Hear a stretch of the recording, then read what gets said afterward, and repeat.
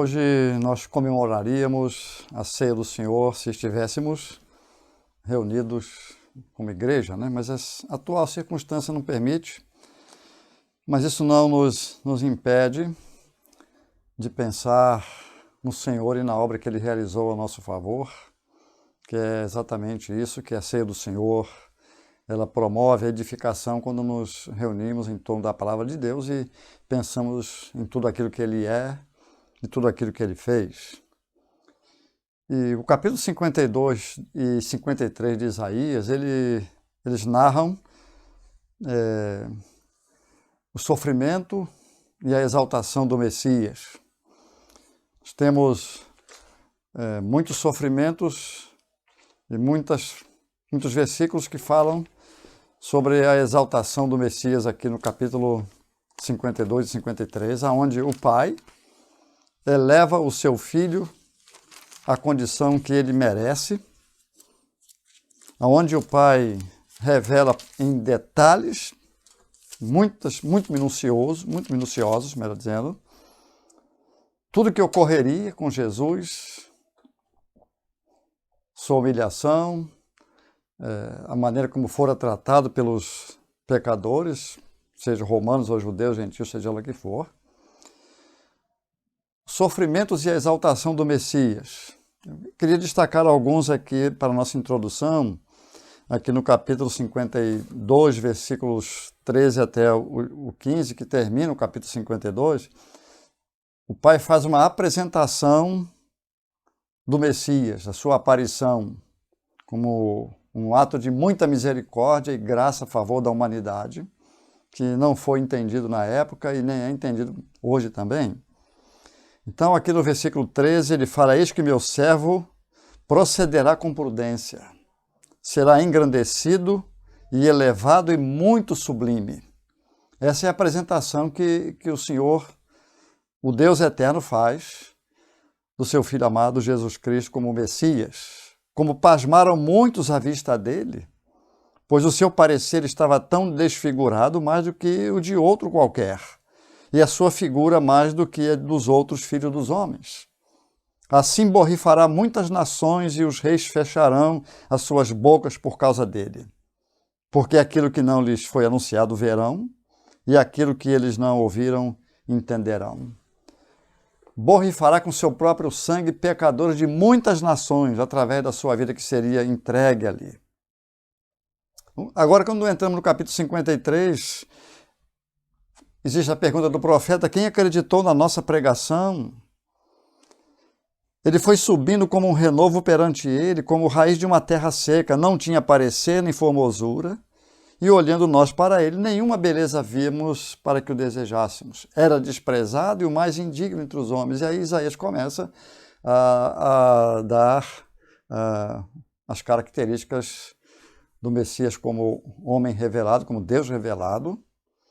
E ele fala na continuação do capítulo: ele verdadeiramente levou as nossas enfermidades e dores e iniquidades sobre si, foi oprimido, não abriu a sua boca. Ele verá o fruto do penoso trabalho da sua alma, ficará satisfeito, porque os pecados de muitos ele levou sobre si. O capítulo 53 de Isaías, poderíamos chamar, como muitos antigos chamavam, de quinto evangelho, porque narra muitos detalhes sobre o Messias e sobre tudo que ele fez, sofreu e realizou em nosso lugar. Então, esse texto de Isaías 52, a partir do verso 3 até o último versículo do capítulo 53, Deus, o Pai, faz uma apresentação do seu Filho amado como Messias, seu Filho eterno, para que os pecadores se rendessem a Ele, porque foi com esse propósito que o Filho foi nos dado. Como diz em João capítulo 13, o Pai ama o Filho, por isso que Ele faz essa apresentação aqui. E Ele o deu a nós, o deu a nós. Paulo diz lá no livro de Romanos 8 que antes por todos nós o entregou. Deus entregou o seu Filho por todos nós. O Pai ama o Filho e essa apresentação aqui mostra o seu grande amor pelo seu Filho. E todas as coisas lhe entregou em suas mãos, como é dito em João capítulo 3. Por isso, quem crê no Filho tem a vida eterna. Então a pregação de hoje, meus queridos irmãos, está baseada no capítulo 53, versos de 1 a 5, que eu vou ler agora mais minuciosamente, capítulo 53, de 1 a 5, onde eu vou basear minha pregação, como eu disse. Então vamos ler até o verso 5. Quem deu crédito à nossa pregação? E a quem se manifestou o braço do Senhor? Porque ele foi subindo como renovo perante ele, e como raiz de uma terra seca. Não tinha parecer nem formosura, e olhando nós para ele, nenhuma beleza víamos para que o desejássemos. Era desprezado e o mais indigno entre os homens, homem de dores e experimentado nos trabalhos. E como um de quem os homens escondiam o rosto, ou vira o rosto para ele, vira o rosto, não quer nem olhar. Um de quem os homens escondiam o rosto era desprezado e não fizemos dele caso algum. Verdadeiramente, ele tomou sobre si as nossas enfermidades e as nossas dores levou sobre si. E nós o reputamos por aflito, ferido por Deus e oprimido. Mas ele foi ferido pelas nossas transgressões e moído pelas nossas iniquidades. O castigo que nos traz a paz estava sobre ele e pelas suas pisaduras nós fomos sarados. Eu gostaria de dar uma explicação um pouco desse capítulo aqui, que ele abrange dois períodos distintos aqui em relação à nação de Israel e à história em si. Nós temos aqui os primeiros versículos aqui de 1 a 3, no capítulo 53 de Isaías, que fala quando a nação de Israel não reconheceu Jesus de Nazaré como seu Messias.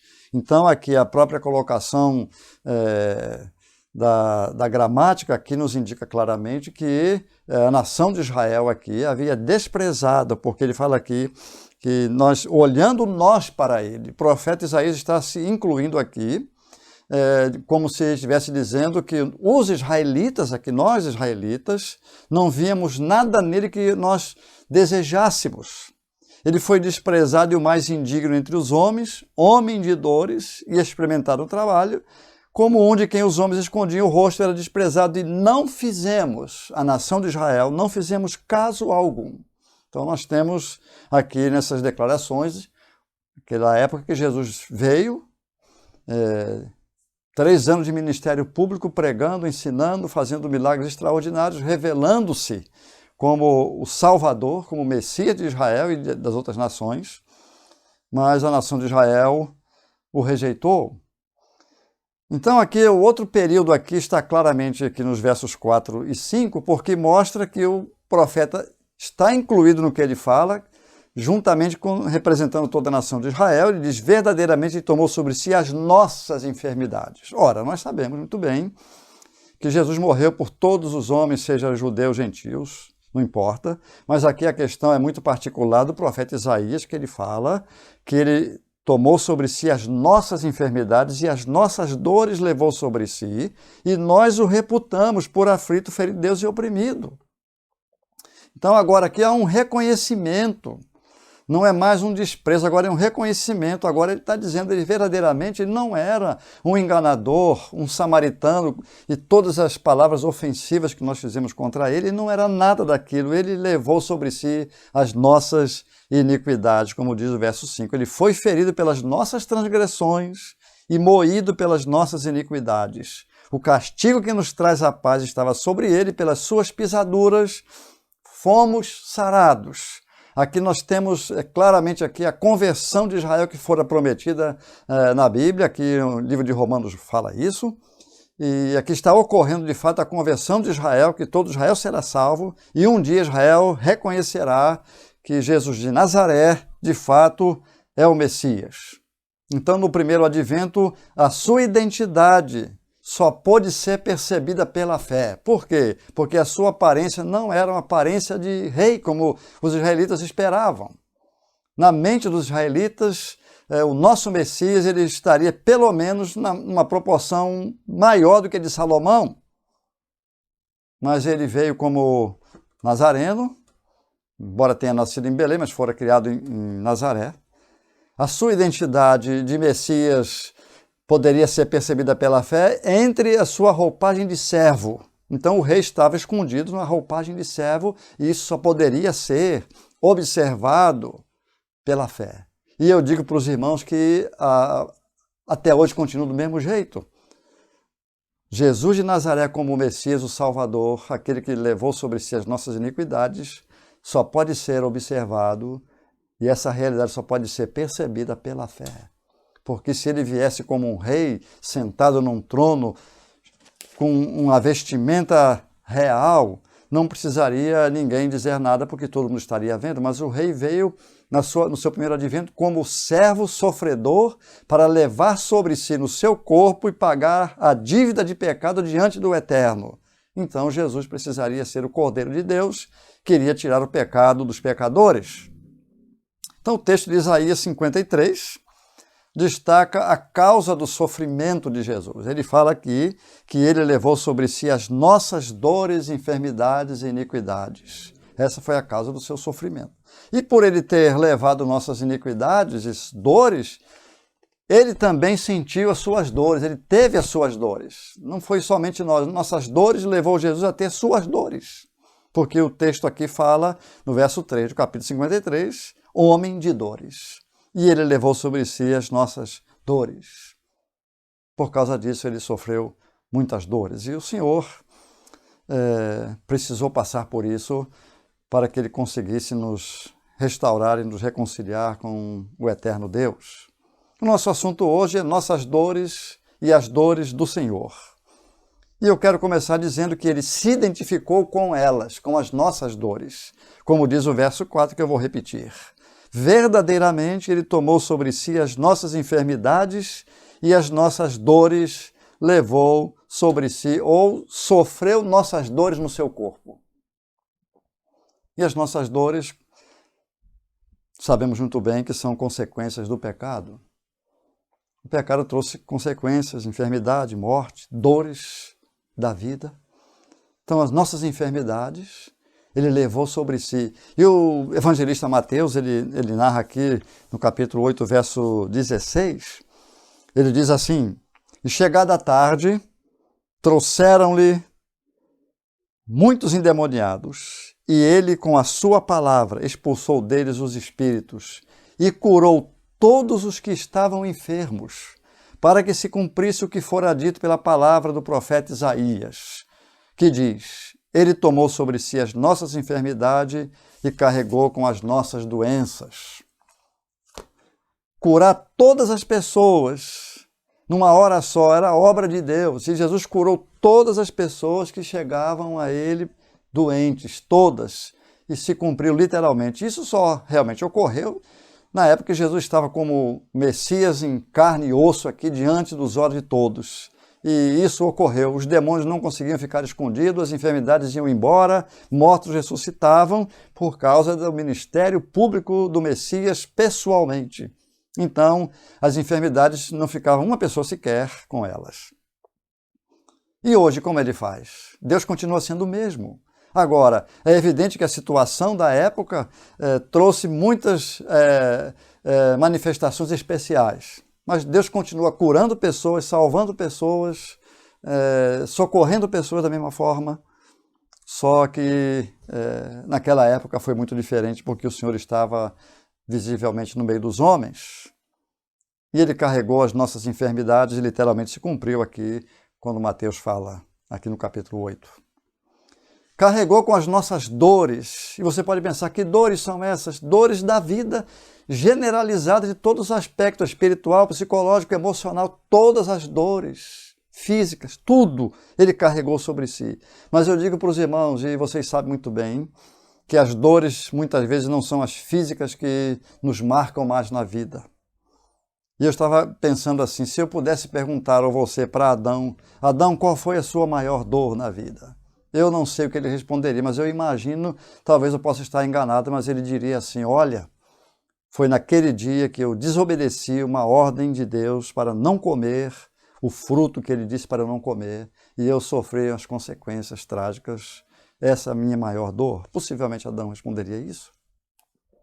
Se fosse perguntar para Jó, eu fiquei pensando, e achei o seguinte: Jó poderia dizer, a maior dor da minha vida foi no dia que eu perdi os meus 10 filhos numa hora só.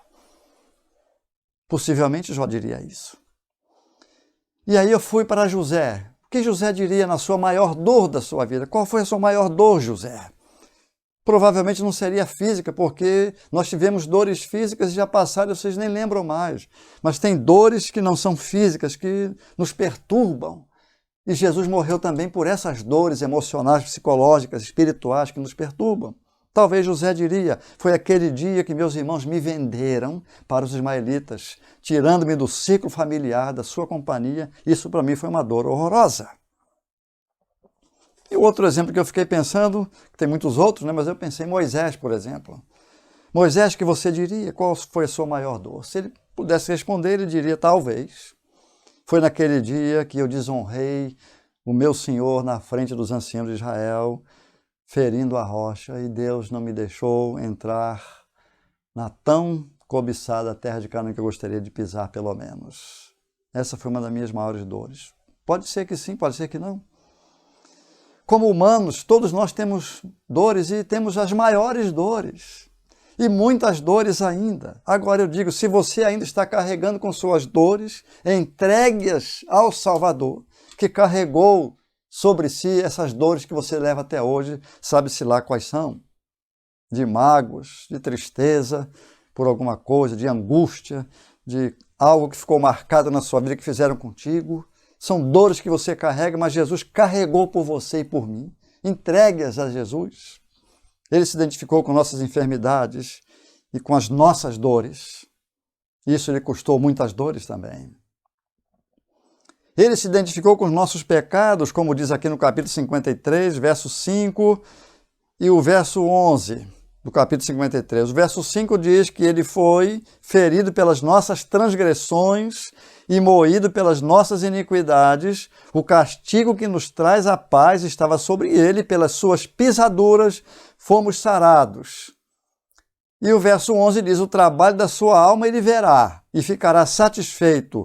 Com o seu conhecimento, o meu servo, o justo, justificará a muitos, porque as iniquidades deles levará sobre si. Então, ele se identificou com os nossos pecados. Foi feito pecado por nós, como diz em 2 Coríntios 5, aquele que não conheceu o pecado, Deus o fez pecado por nós. O Pai tratou Jesus como se fosse um pecador, como se ele tivesse cometido todos os pecados que estavam sobre ele. Foi considerado um pecador, afinal de contas, isso precisaria ocorrer, para que Deus nos desse o perdão e a absolvição da nossa culpa e a reconciliação com ele. Precisaria ocorrer isso, porque Jesus precisaria ser feito pecado por nós, pagar a nossa culpa, porque ele era justo e santo, o único homem justo e santo que existia e que poderia fazer esse trabalho de pagamento pelos nossos pecados como nosso substituto, somente ele. Então, ele fazendo isso, eu estou absolvido se eu creio. Eu estou livre de culpa se eu creio, porque ele pagou a minha dívida e Deus não condena uma pessoa duas vezes pela mesma coisa. Mas isso tudo, para nos trazer a paz e a reconciliação, lhe custou muitas dores, muitas dores. Jesus passou muitas dores por nossa causa. Isaías 53, verso 3, fala que ele é homem de dores. E quais foram as suas dores? Nós falamos aqui um pouco das nossas, e quais foram as suas? Eu penso aqui, que está bem explícito aqui no capítulo 53, verso 3, fala que ele era desprezado. Ele foi desprezado, desprezo. Você gosta? Quem gosta de ser desprezado? Quem gosta de ser rejeitado? Homem de dores e que sabe o que é padecer, e como um de quem as pessoas viram o rosto, que não querem nem olhar. Você já viu alguém fazer isso com pessoas? Quando são pessoas consideradas indignas, que não deve nem ser contemplada por outro pecador que se acha muito superior, a pessoa vira o rosto, sai de perto, rejeitando completamente. Foi desprezado e não fizemos nenhum caso dele, não presta para nada. Exatamente isso, nenhum caso, não serve para nada. Será que isso são dores? Será que ele experimentou dores? Um teólogo fez o seguinte comentário sobre esse versículo aqui, no capítulo 53, verso 3. Ele diz: o servo do Senhor possui todas as qualidades que repelem a pessoa que julga pelas aparências. Eu achei interessante essa colocação. A pessoa de Jesus Cristo tem todas as qualidades que repelem uma pessoa que julga pelas aparências. Até hoje funciona dessa forma. Quando falamos em Jesus como Salvador, como Messias que morreu pelos nossos pecados, as pessoas agem como quem vira o rosto. Nas experiências de evangelismo na rua, a gente vê muito disso com pessoas em particular. Quando começamos a ensinar e falamos sobre Deus, sobre Bíblia, quando começamos a falar sobre Jesus, as pessoas saem de perto, desconversam, viram o rosto. Ele tinha e tem até hoje ainda todas as qualidades que repelem aqueles que vivem pela aparência. E o povo de Israel vivia pela aparência, como nós também. Todos os pecadores vivem pela aparência. Se você for chegar numa concessionária para comprar um carro de 100 mil reais de chinelo e bermuda e suado, provavelmente as pessoas não vão te dar a atenção devida que daria se você tivesse chegado de terno. Nós valorizamos aparências. Então, lá no passado, os israelitas disseram: nós queremos um rei como tem todas as nações. Um rei que sente no trono e nos comande. Visível, de boa aparência. Então, vocês querem? Deus deu Saul. Mas foi o desastre que vocês viram. Nós podemos resumir as dores de Jesus conforme as Escrituras nos revelam. Então, o Salmo número 22, ele revela dores que Jesus teve, que nos evangelhos não mostram, e que nós precisamos cuidadosamente ler e perceber o que Jesus passou quando estava lá na cruz. E além desse salmo aqui, muitas outras coisas que Jesus enfrentou na cruz que nunca saberemos. Isso vai ficar sempre entre ele e seu Pai. Nunca saberemos o que ele passou ali na sua intimidade, lá no fundo da sua alma. Mas o Salmo 22, ele nos dá uma direção em relação àquilo que Jesus passou. Eu vou ler aqui a partir do verso número 7, o Salmo 22, que diz assim. Antes de eu ler, eu vou dizer para os irmãos que existem 15 citações no Novo Testamento desse salmo aqui. Todos os que me veem zombam de mim, estendem os beiços e meneiam a cabeça. O texto fala lá que meneava a cabeça para ele. Aqui Davi está escrevendo suas experiências, que foi prolongada até atingir o Messias. Então, são profecias aqui futuras em relação ao Messias, que tem assuntos aqui, declarações no capítulo 22 de Salmo que Davi não passou. Mas vamos pensar que todos os que me veem zombam de mim, Davi estaria passando por isso, estendem os beiços, meneiam a cabeça, dizendo: confiou no Senhor que o livre. Livre, pois nele tem prazer. Mas tu és o que me tiraste do ventre, o que me preservaste estando ainda nos seios da minha mãe. Sobre ti fui lançado desde a madre, tu és o meu Deus desde o ventre da minha mãe. Não te alongues de mim, pois a angústia está perto e não há quem me ajude. Muitos touros me cercam, fortes touros de Bazã me rodeiam. Abriram contra mim suas bocas como um leão que despedaça e que ruge. Como água me derramei, todos os meus ossos se desconjuntaram. O meu coração é como cera, derreteu-se no meio das minhas entranhas. A minha força se secou como um caco e a língua se me pega ao paladar. E me puseste no pó da morte. Pois me rodearam cães. O ajuntamento de malfeitores me cercou, transpassaram-me as mãos e os pés. Poderia contar todos os meus ossos, eles veem e me contemplam, eles estão me olhando. Repartem entre si os meus vestimentos, meus vestidos, e lançam sorte sobre a minha túnica. Mas tu, Senhor, não te alongues de mim, força minha, apressa-te em socorrer-me. o lamento do Messias aqui. O Messias sofre, mas triunfa. Aqui está o título em cima, negrito na Bíblia. O Messias sofre, mas triunfa. Jesus estava cercado de pessoas olhando para ele e emocionalmente, psicologicamente, ele estava sofrendo muito essa humilhação terrível das suas criaturas. Pecadores que ele criou estavam zombando dele e ele estava ali numa situação desesperadora, porque ele sabia muito bem o que estava ocorrendo com ele ali. Essas são dores que Jesus passou, que o Salmo 22 nos dá uma boa visão. Muitas vezes nós achamos que foram dores físicas e certas humilhações que ele enfrentou, mas ele foi humilhado o tempo inteiro, xingado, agredido, fisicamente cuspido no dia do julgamento injusto. Muitas dores por nossa causa. As nossas dores causaram dores nele. Traído por um amigo íntimo que chamava-se Judas Iscariotes.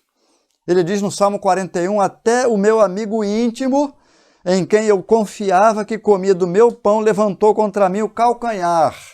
Dá a entender que levou um chute, porque para você chutar alguém tem que levantar o calcanhar do chão. E João 13 fala que Jesus diz, João fala que para que se cumprisse a Escritura, o meu amigo levantou contra mim o calcanhar. Até meu amigo íntimo Judas Iscariotes, que Jesus amava, a quem eu tanto confiava. Davi está escrevendo esse salmo aqui enfermo, e os seus amigos o abandonaram, e os seus inimigos estavam zombando dele, ele não vai sair dessa, ele vai morrer nessa. E até o seu amigo íntimo levantou o calcanhar contra ele, o traindo e indo embora. E Jesus teve um grande sofrimento, uma grande dor, quando Judas o traiu. Então é fácil a gente imaginar que Judas era traidor, que Jesus o conhecia muito bem, sabia que ele era filho do diabo, que ia para o inferno, não era discípulo. Então é fácil a gente dizer, ele não o amava e não queria nem saber de Judas, mas o texto fala aqui que era amigo íntimo. Não havia correspondência do outro lado, mas da parte de Cristo ele o amava e o considerava amigo. Ele era amigo de Judas. Ele não queria a perdição de Judas. Não queria. Não podemos acreditar num Deus que criou um indivíduo só para ir para o inferno. Não podemos acreditar nisso.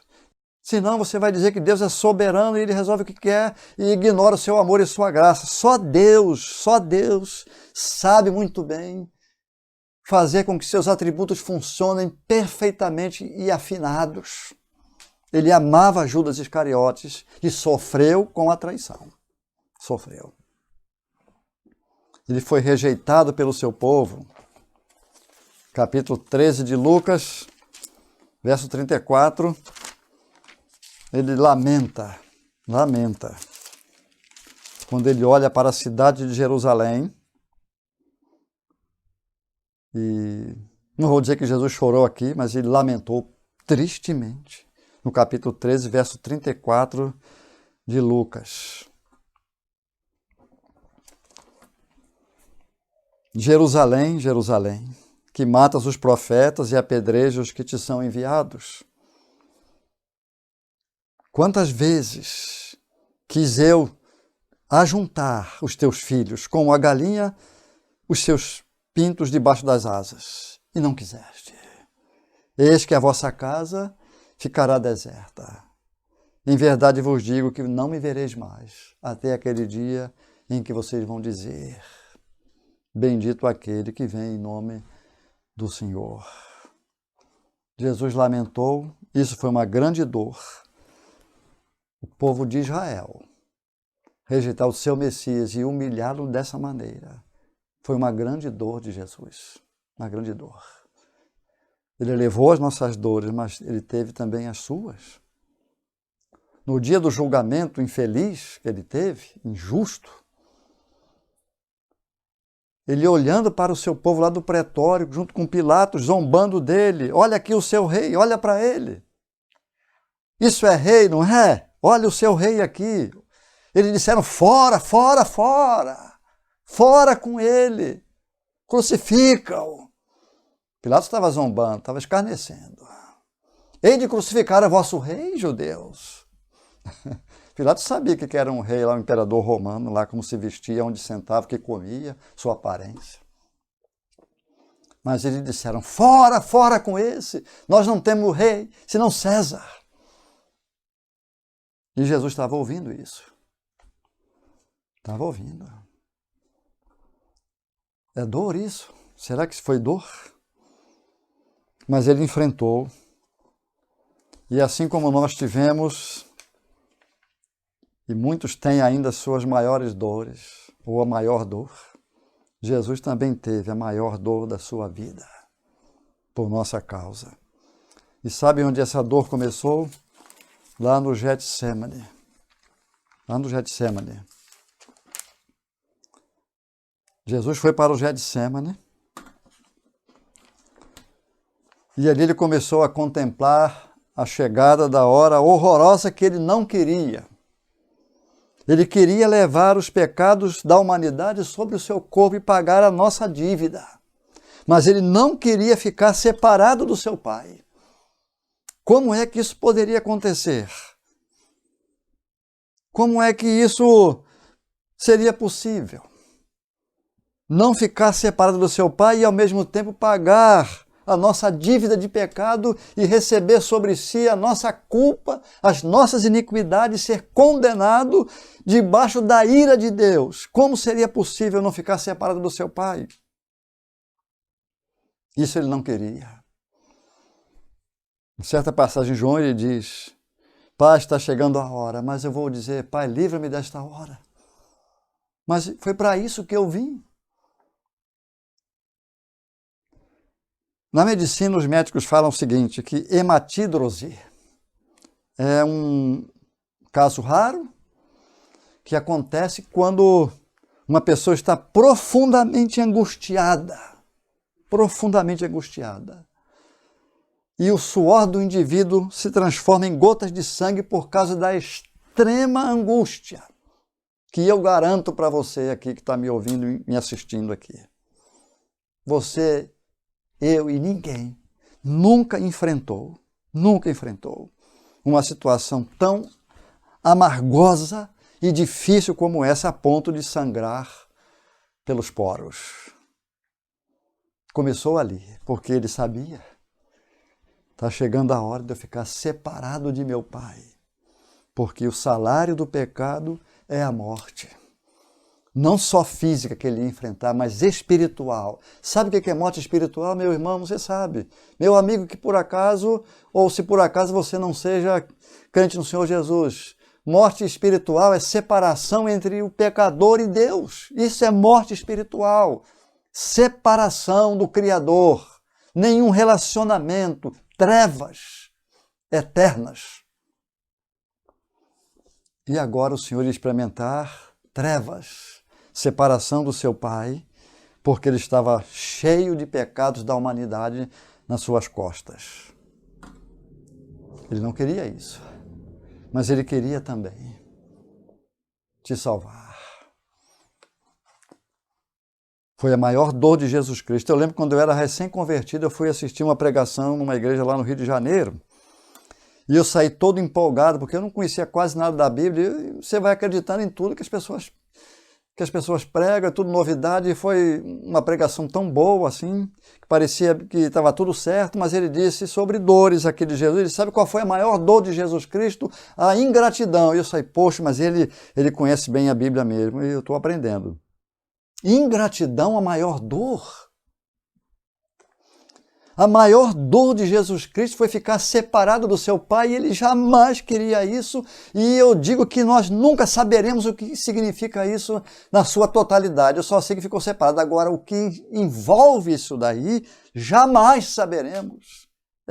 É um mistério profundíssimo da Trindade ficar rompida. Mas ele pagou um preço muito caro, essa foi a sua maior dor. Por isso que ele gritou lá, ele gritou na cruz. Como muitos filmes apresentam Jesus falando, Deus meu, por que me desamparaste? Jesus dá gritos ali, gritos de desespero. E alguém zombando lá embaixo, no pé da cruz, disse, deixa, veja se Elias vem salvá-lo. Porque eles pensaram que ele estava chamando por Elias, quando ele disse, Eli, Eli, lama sabachthani. Por que, meu Deus, me desamparaste? Esta foi a maior dor de Jesus. Por nossa causa, porque ele levou as nossas dores. Nós estamos pregando hoje sobre as nossas dores e a do Senhor, e também teve. Ele também teve. Todo esse sofrimento foi por causa das nossas iniquidades. Eu quero completar aqui a palavra de hoje à noite, lendo o Salmo número 2, que é um outro salmo messiânico como o 22. O Salmo número 2 diz assim, versos 10, 11 e 12. Agora, pois, ó reis, sede prudentes, deixai-vos instruir juízes da terra, servi ao Senhor com temor e alegrai-vos com tremor. Beijai o filho, ou seja, submetei-vos ao filho, para que se não ire e pereçais no caminho, quando em breve se inflamar a sua ira. Bem-aventurados todos aqueles que nele confiam. Olha o aviso de Deus nesse Salmo número 2, que é um salmo de vitória do Messias, quando ele vai reinar um dia. Mas hoje Deus está dizendo para a humanidade que tem acesso à sua palavra, sede prudentes, reis e juízes da terra, plebeus, seja quem for. Sede prudentes, considerai, porque o Pai ama o Filho e todas as coisas entregou nas mãos dele, como diz em João 3. Por isso, quem crê no Filho tem a vida eterna. O que se mantém rebelde contra o Filho não verá a vida, mas sobre ele a ira de Deus permanece. Por isso Deus diz, prudentes, sejam prudentes, juízes da terra. Servi ao Senhor com temor, alegrai-vos com tremor, submetei-vos ao Filho, para que não se ire e pereçais no caminho, quando em breve se inflamar sua ira. Felizes, felicíssimos aqueles que confiam nele. A nação de Israel perdeu. Gerações da sua época, gerações passadas, depois de Cristo, há quase 2000 anos atrás, Israel perdeu. Judeus, em particular, têm reconhecido o Messias. A nação em si, negativo. Está perdendo. Não está atendendo a essa advertência. Gentios por todo o mundo têm dado ouvidos, têm se convertido ao Messias. E Deus está advertindo você hoje sobre as dores do Senhor por sua causa e pela minha causa. Nós, como crente no Senhor Jesus Cristo, devemos, nesse momento, refletir sobre a grande importância de dar a nossa vida para que Ele a use para a sua glória. E aqueles que não conhecem o Salvador ainda, que ainda estão desprezando o Salvador como os judeus e os romanos fizeram, porque a falta de se submeter ao Filho é desprezo a quem o Pai ama profundamente, o maior bem do Pai Celestial. Todas as coisas confiou nas suas mãos, diz o capítulo 3 de João, inclusive o julgamento final, inclusive a honra e a glória dada a Ele, dada pelo Deus triuno, e os pecadores miseráveis e fracos, impotentes como nós, que qualquer enfermidade invisível nos derruba e nos mata, rebelam-se contra o Criador e não consideram esta advertência tremenda aqui. Submetei-vos ao Filho. Essa palavra é para crentes e para descrentes também, para serem salvos. E para crentes, para que Deus use a sua vida para o louvor da sua glória. Deus te abençoe grandemente, meu irmão. E se você, meu amigo, está me assistindo, ainda não se rendeu ao Filho de Deus, o Salvador, faça isso logo, antes que a sua ira venha. Amém.